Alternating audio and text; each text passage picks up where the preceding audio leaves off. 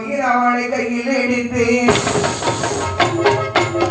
மன்னன் அவன் வெளியில் வாரான். வெளியில் வந்து வாட்டும் போது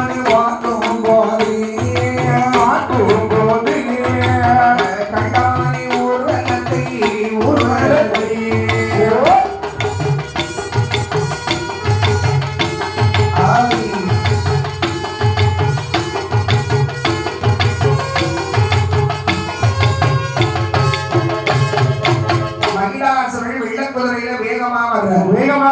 வேகமா வெளியே வந்து பார்க்கும் பொழுது அவன் என்ன பார்க்கறான்? குதிரையில வேகமா வர்றாருமா. ஆமா, வேகமா வந்த மகிடாசுரன் கோட்டையை விட்டு வெளியே வந்து பார்க்கும் பொழுது சப ஊர்வலத்தை பார்த்தான்.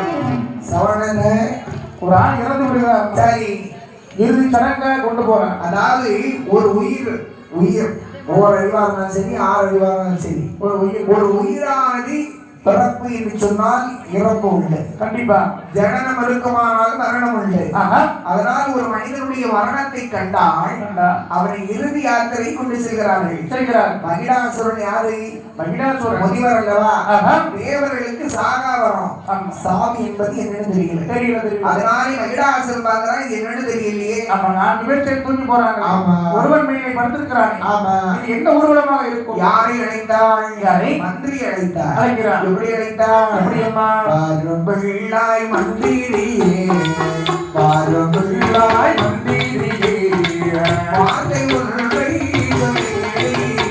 பாரும்பிள்ளாய் மந்திரியே, பாரும்பிள்ளாய் மந்திரியே, வார்த்தை ஒன்றை சொல்கையிலே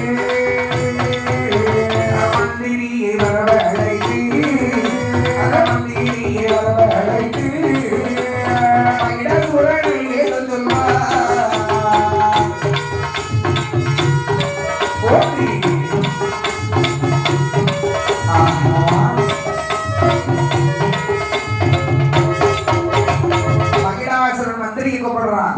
மந்திரி சுவாமி, மந்திரி சுவாமி, அது என்ன ஊர்வலம்? அதாம மரண ஊர்வலம். மரணமா? அப்படின்னா இல்ல, ஒரு மனிதன் பிறந்து இறந்து விடுகிறான். சரி, இறுதி சடங்காக கொண்டு போறான். அப்படியா? ஆமாம்மா. ஒரு மனிதன் பிறந்துட்டா இறப்பு.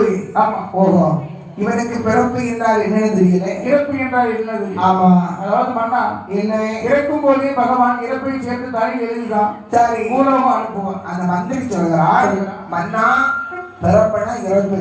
ஆமா, நீங்க கேட்கிறீங்க, அது எப்படி தெரியுமா? எப்படி? ஏ மன்னா, பிறப்பவன் இறப்பதும் இறப்பவன் இதுதான் உலகத்தின் நீதி, அது இறைவன் வகித்த செயலி.